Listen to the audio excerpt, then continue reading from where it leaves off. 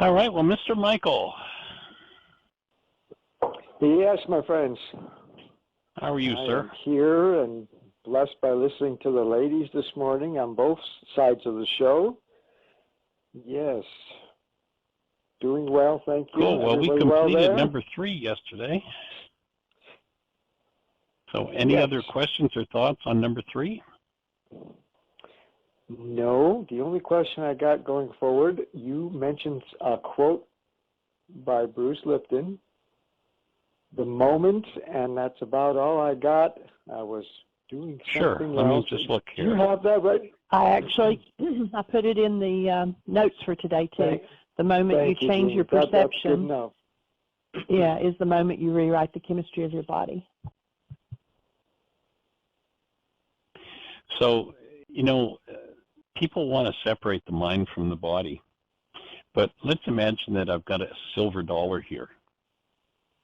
And I hand it to someone who wants to separate the mind from the body. And I say, okay, so now we've got this silver dollar, and on it there's a head, and on it there's a tail. I want you to separate them. It's kind of difficult. How do you separate the head from the tail of a coin? You can no more separate the mind from the body than you can separate the head from the tail of a coin. They're just flip sides of exactly the same thing. And where there is pain projected into perception, there is dis-ease chemistry on the level where we believe in chemistry, which is false, but where we believe in it, there's dis-ease chemistry in tissue. And where there is pain coming into the mind, it's going to reflect as dis-ease in a cell, in the cell that it's stored in. And there are no more, you can no more pull those two apart than you can pull the head away from the tail of the silver dollar. It can't be done. But what we can do is we can embrace, through forgiveness, that untoward energy from the mind that has impacted and created the chemistry in the cell. And what they've proven in the cell biologist laboratory is that when you think a thought, that thought becomes literally a neuropeptide. Something that's supposedly non-physical becomes supposedly physical. A neuropeptide, an actual molecule that they can see. And then that molecule circulates around in the structure till it finds a cell with a receptor site that matches, and it literally an antenna.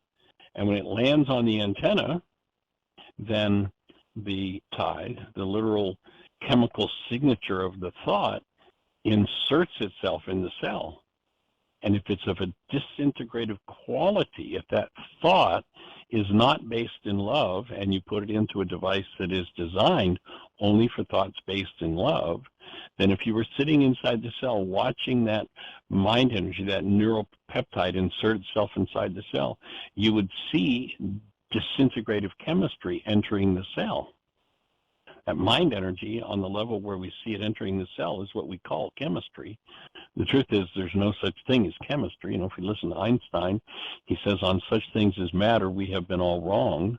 What we have heretofore called matter is energy, energy whose vibrations have been so lowered as to be perceptible to the senses. There is no matter. If there is, now maybe somebody smarter than Einstein knows better, but I'm going with Einstein. If there is no matter, then there is no matter. There is no chemistry, but there is energy, and our mind formulates the energy or shapes the energy into a quality that will either be of an uplift and strengthen the cell, or of a degrading quality that will weaken the cell. And then when that thought that's resonant in the cell appearing as chemistry is resonated by an event, then that thought becomes the underlying structure of the perceptual construct that contains the pain. What we're looking to do with forgiveness is to collapse the end result perceptual construct. That's usually a projection, shows us a picture where that pain chemistry in the cell is used, the thoughts related to that painful chemistry in the cell is used to build a picture of Bill out there that we're blaming. And that's why when I look at the goal that I hold for Bill and I cancel it, that perception about Bill collapses, and now I get to drop right into the neuropeptide in the cell. I get to touch right into that underlying unconscious energy, and when that is surfaced in the presence of active love, it dissolves, and that's forgiveness. The skill we're inviting people to do, to develop, to practice, is to develop the ability to breathe and literally access the neuropeptides that are stored in their structure that underlie their pain, bring them forward, uncover them from the structure, bring them forward and decode them as the thought that they are, expose that thought to love, and remove it. And if we don't ever develop that skill, here's what happens. Life brings us somebody through resonance who has the decoder. And we're not going to like what they do. Because when they have the decoder and they play out whatever it is that we don't want to deal with, that mind energy in the cell is going to be resonated once again. And if we're in denial, telling them how they did it to us, and it's their fault that we're feeling this, of course, I can't feel it if it's not in my cell. But if I lie to myself and tell me, yeah, they're making me feel this, then I have to dissociate from my direct experience of what's in the cell and come into indirect experience of it by building a picture of whoever it is I'm blaming. I literally massage that energy in my cellular structure that causes my pain, and I build it into a picture. My mind creates this hallucination that, oh, it's Bill I'm talking about, so this is Bill's fault. And then, last month it was Harry's fault, and 10 years ago it was, Hortense's fault, and 30 years ago it was somebody else's fault. In the last analysis, nobody has ever been angry with anybody. Nobody has ever been upset with anybody in their lives. But if one has anger or upset within them, they can put it into their brain's image of anybody. Anybody will do. When I cut out the middleman, them, the religion of blame that makes it all about them, then I can begin to develop the ability to go inside of my own cell where the pain is generated by the disintegrative chemistry based in the mind energy that never belonged. I can bring that forward, become aware of what it is, and then when love is conscious, active, and present, simultaneous with me accessing that unconscious energy, pained energy dissolves and I'm freed of it. That's where the actual forgiveness takes place. And of course, when they talk about, only God can forgive, we can't forgive. And that's true. We do our part. What's my part? I look at the situation, I look at the goal, I bring love forward, I cancel the goal, and love takes care of it. What's the other name for the creator that the scriptures give? It's love. Yes. Vengeance doesn't belong to love. Punishment doesn't belong to love. The only thing that belongs to love is love. Men made all that other stuff up. Mm-hmm. Well, that's remarkable, absolutely remarkable. Can we say then that, I think you were explaining it's not so much a chemical reaction at the cell level as it is a transfer of energy? Correct. It's a transfer of energy, correct? but with our limited senses, it looks like what we call chemistry. We look at that part of the frequency spectrum, we say, oh, there's chemistry. But chemistry is matter, according to science, and if Einstein is right, the head scientist of the whole game, matter isn't real. It doesn't exist. We, with our senses, take certain frequencies, say, oh, this is in the material range, and this isn't. But the truth is, it's all just energy. And so, yes, every bit of pain is an energy transfer. And when I live in denial, remember our definition of denial is when I think or speak as though something outside of me is the cause of what's moving in my cells, I'm in denial. And now I have to dissociate. I have to hide from myself that mind energy that's in myself creating that burning pain. I have to hide that from myself Because if I look at it, then I'll know the truth, but I've already told my mind I want to lie. I want to say, I want you to generate evidence that proves that this pain burning in my cell is caused by Bill over there.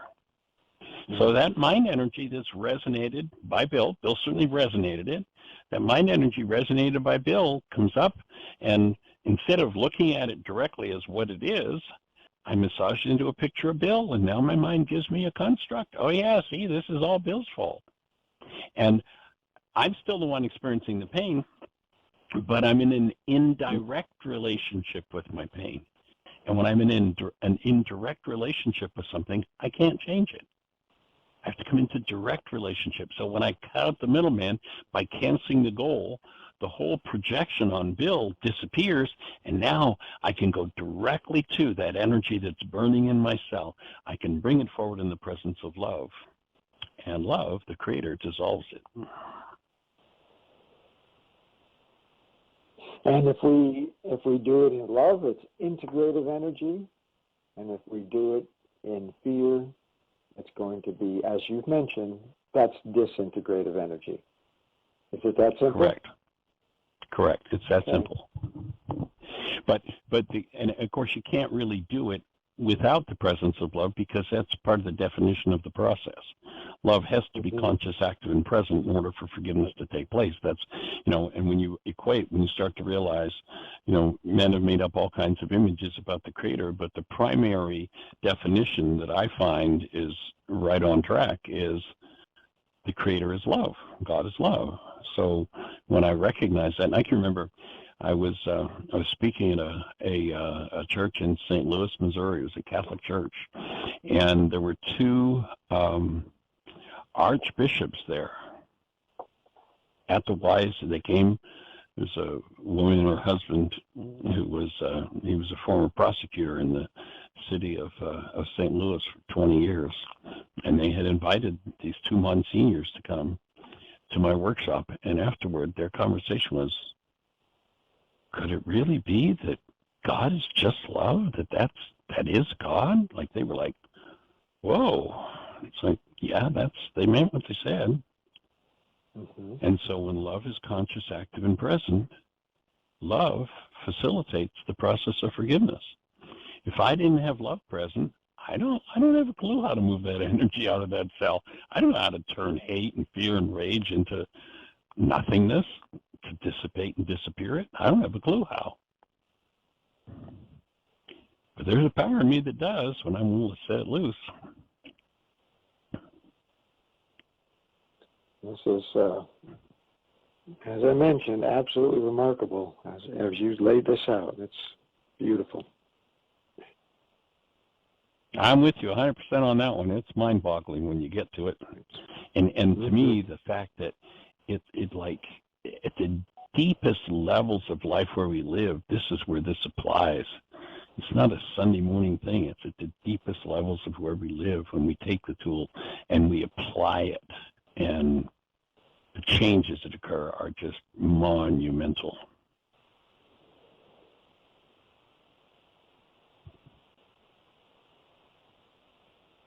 Beginning to understand it more. Yay. It's amazing. Well, it is a process, as I said yesterday, to just this little last 5-minute segment took me 35 years to learn what exactly was going on and how to explain it. It's just like, once you've got the brain cells for it, it's like, it's so obvious, it's so simple, but...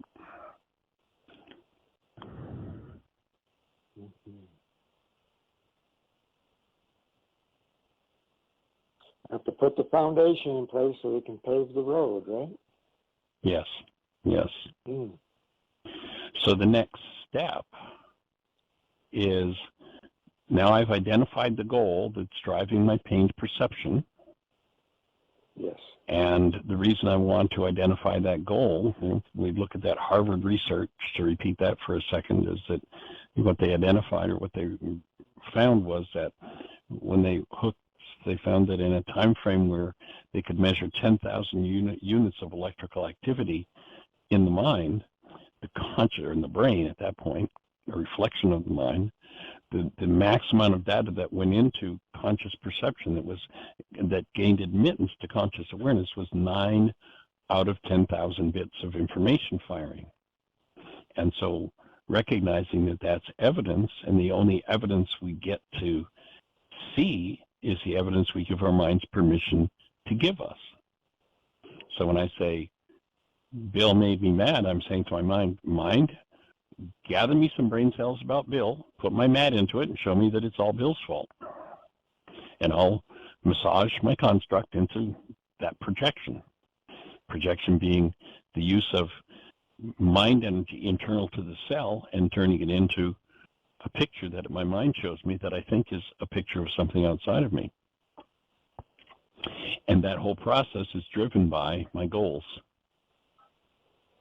So before I go into the step where I actually do the piece that I can do of forgiveness, and that is I cancel the goal, I want to make sure that love is active within me. Conscious, active, and present.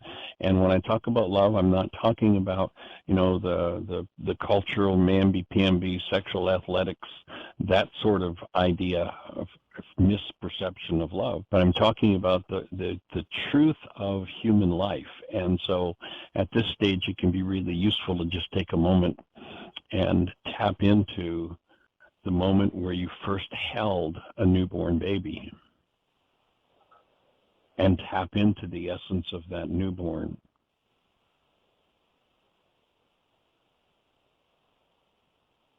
And universally, it's a question both Jeannie and I have asked of tens of thousands of people all over the globe. What word would you use to describe that newborn? And virtually everyone's word is the word love or some variation on the theme of love. Then ask yourself, is the newborn loving you, or is the newborn love? We are made in the image and likeness of love. The newborn is love. Love isn't something we do, it's what we are. And so I want to bring me forward. I want to bring love present in my physiology for this next step. And so whatever it is, whatever image supports bringing forward present love. For me, I go back to the moment where my daughter was being born, and her birth was at home. She delivered into my hands, or her head delivered, and she looked at me, her eyes just totally focused on my eyes, and she grinned. And that literally sent me into a state of love, a state of being that I had never experienced before in my life. So I go back to that moment and tap into that essence when I do this step. And the reminder that is our source, and that's our connection. When you look at the idea there at the end of step number 3 of the rose and the butterfly story, for anybody who might be listening who isn't familiar with it, it's a story I like to tell with this step of, imagine we've got a rose and a butterfly. We give them each an ego. They meet, they fall in love. They have this wonderful time together. And one day the butterfly up and flies away. The rose, knowing that the butterfly is the most important thing in its life, uproots itself to give chase. What's going to happen to the rose? It's going to die. Why does it die? Because it made something more important than being connected to its source. Your source, my source, the source of every human being on planet Earth, present love. And when we make any goal more important than staying connected to that active present love, we're like the rose that disconnects from its source, from the ground, and withers and dies as a result. When we disconnect from love, we begin to wither and die. So this step is about remembering, becoming a member once again of the human race and functioning as conscious, active, present love, and making that a practice. taking time each day to spend in that practice.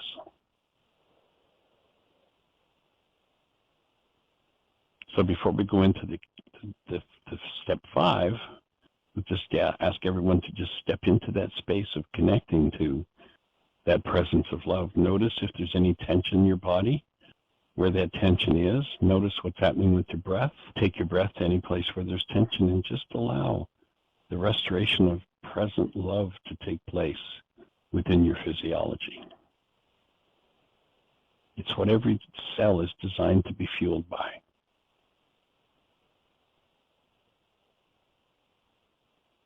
And breathe.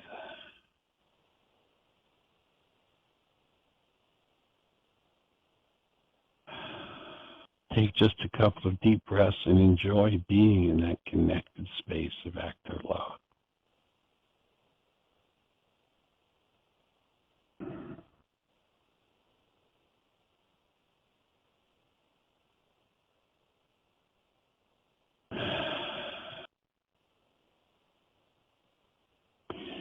Do a little Darth Vader breathing. And then we move on to 5A, which is a 2-part process. The first part is where you do the action step of forgiveness that we as humans are capable of. The second part is where recognizing that, I metaphorically, based on that Harvard research, talk about conscious awareness as the 9-bit mind. So if you think about a 9-bit mind, and then you think about an issue that maybe has gone on in your bloodline for 10 generations, like what's the mass of information behind that? Who can even count? Am I ever going to be able to process with my 9-bit mind the underlying dynamic that was genetically passed to me and then environmentally reinforced in my family system when I was a kid from dad or mom and grandma and grandpa and their grandmas and grandpas, who knows how far back? Am I ever going to process that with a 9-bit mind? Not in a million years. But what Yeshua taught was that there is a power in us. In Aramaic, it was called Ruka de Kudsha. If you look down at the bottom of the page, you'll see the definition of Ruka. I usually just short form it to Ruka. It's a literal feminine elemental force in us that, when invited into activity, we've got free will. That elemental force is never going to interrupt or interfere with our free will. But when invited into activity, it will, by definition, from the Aramaic, 1, undo the effects of our error, and 2, teach us the truth. If we're not so caught up in brain cells firing and information shooting up out of that cell that's beneath that burning pain and trying to distract us, but we're willing to breathe and let that loose, then that, what was called the still small voice, will literally, word by word, speak to us. Right down to, I've had times when I was given a word in the dictionary and given a page number that word would appear on. And when I went to the dictionary, that word was on that page, and there was the answer to my question. That's how specific that direction will become if we allow it to. So 5A is, and basically 5A is kind of a review of everything that's gone before. When you think of this being presented in the Why Is This Happening to Me Again workshop, this 5A is a review of the first half of the workshop. When upset, my perception is built out of corrupt data driven by my goal, number 3. It is a limiting picture constructed from a max of 9 bits of data out of 10,000 brain cells firing. Canceling my goal, my replicate mind's reality collapses and gives me direct contact with the denied and dissociated parts of my carbon-based memory, which projects and blames others for its content. And if you look at the asterisk, the replicate mind is all that the mind of man can do is just spit up whatever's in it. It will spit it up over and over and over again.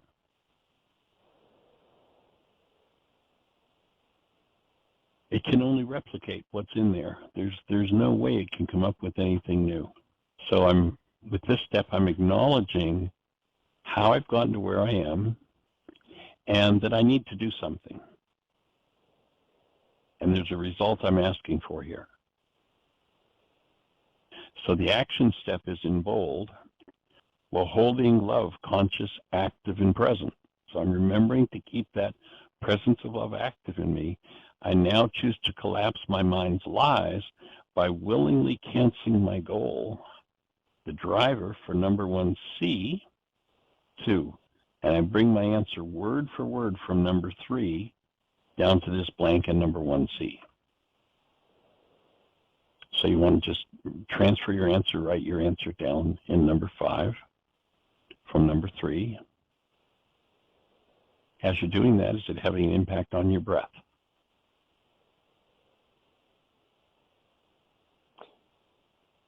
Yes, I believe I'm holding breath. Okay, so notice that whatever this worksheet is about, it's an old habit to shut down the energy flow by shutting down the breath. You can always tell that I'm inhibiting contact with something in my mind, which is in my cells, when I hold my breath. And you watch most people, and they subventilate most of their lives. Conscious and keep love present as you do that. And then here's where you ask for assistance. You give permission. So before we go into the permission step, any thoughts or questions on step 5? Does that all make sense? All makes sense, yes. Basically what we're doing is reiterating the goal from number 3, explain wonderfully how the perception is of corrupt data, and holding love conscious active and present. We're going to choose to collapse that with the help of Rukadikucha. Is that my following correctly? Well, I'm going to collapse it by canceling the goal. Rook is going to do the following work. Gotcha. So it's my step to cancel it. And sometimes people say, well, Michael, how do you cancel a goal? I don't even know how to do that. It's like, yes, you do. You've just never termed it that way or thought of it in that way or had the brain cells to understand that that's what we were doing. And I use an example with people of, well, imagine that right in front of your face, about 2 feet in front of your face, there's a red rubber ball. And what I'm going to ask you to do right now is reach out and take a hold of the red rubber ball. Would everybody that's listening do that? Michael, if you do that? Okay. So you have that imaginary red rubber ball in your hand, right? Yes, sir. Why did you do that? Because I can see it in my mind. Yeah, but why did you reach for it? Why did you do that?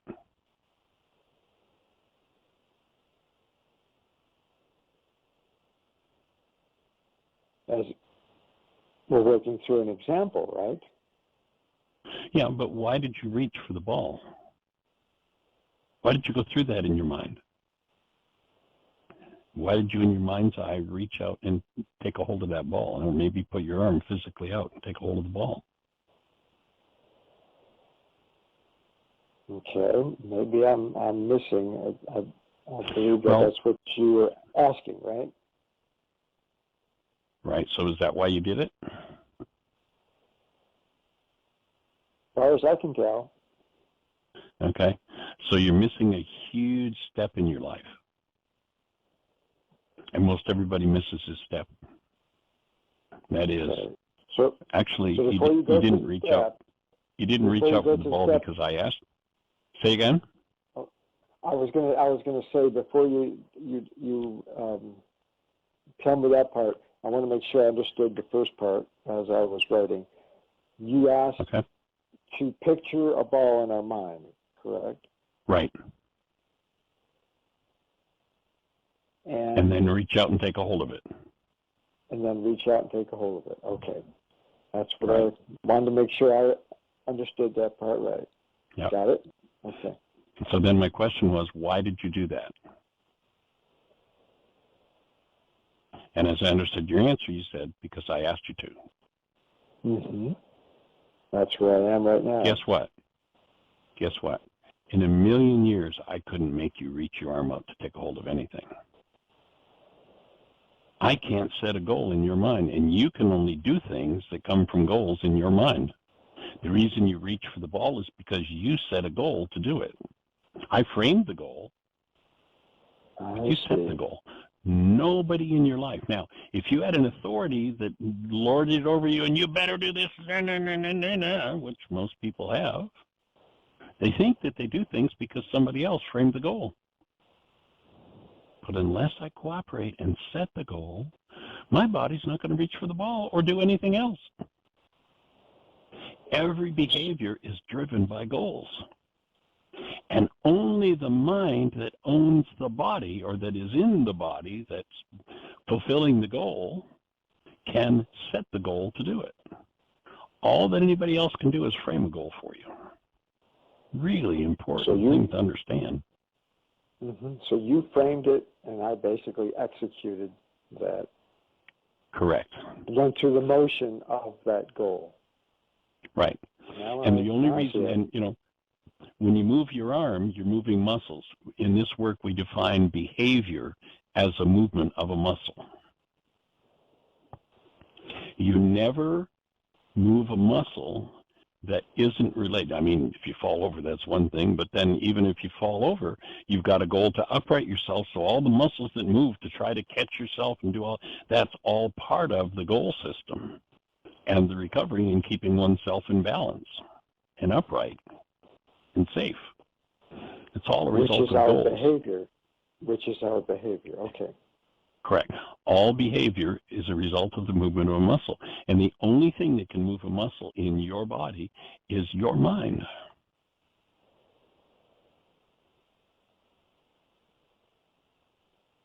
And the only thing that can move a muscle in my body is my mind.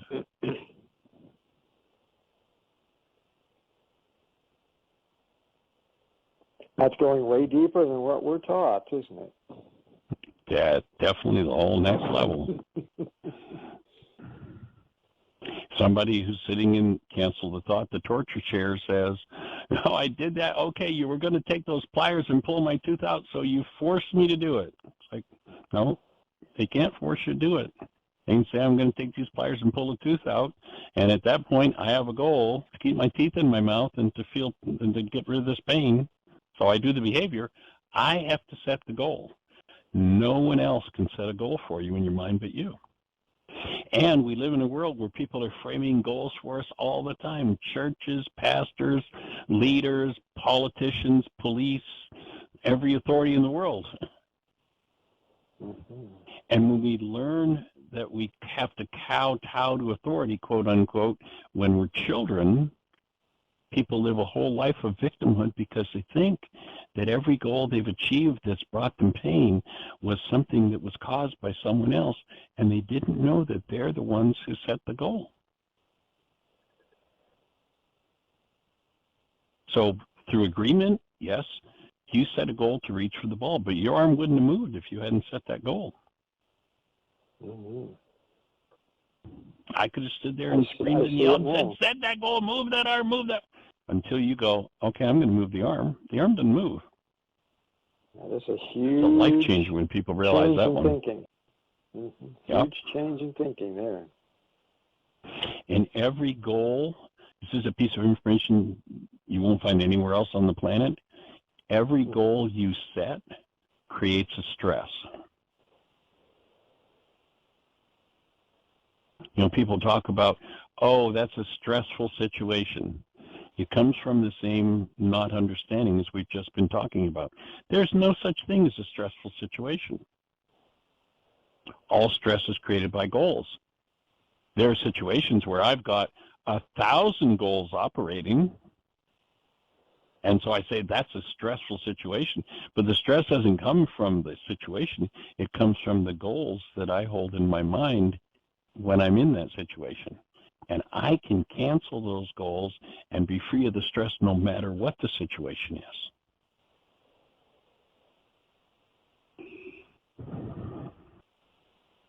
And that, it just, I've never thought about it in that respect, but if I think about the ones that teach there's good and bad stress, and I don't know how else to put that right now, we have, if we're going to create a goal and get something accomplished, then there's some stress and motivation involved there, as well as the other type of stress that is a motivation, bad perception or wrong. Motivation is different from stress. Motivation is the difference between the way I perceive it and the way I want it to be. That's motivation. My goal is the way I want it to be. They relate, but my goal is the way I want it to be. And there's a powerful saying that Yeshua has, and the phone's going to cut us off any second, so I'm just going to put this out, and we'll start with it on Monday or when you're next available, which I guess is later in the week. But Yeshua says, sufficient for the day are the evils thereof. And with that statement, he was teaching stress management. And we'll unfold that from the Aramaic in the next show you're available to take the work.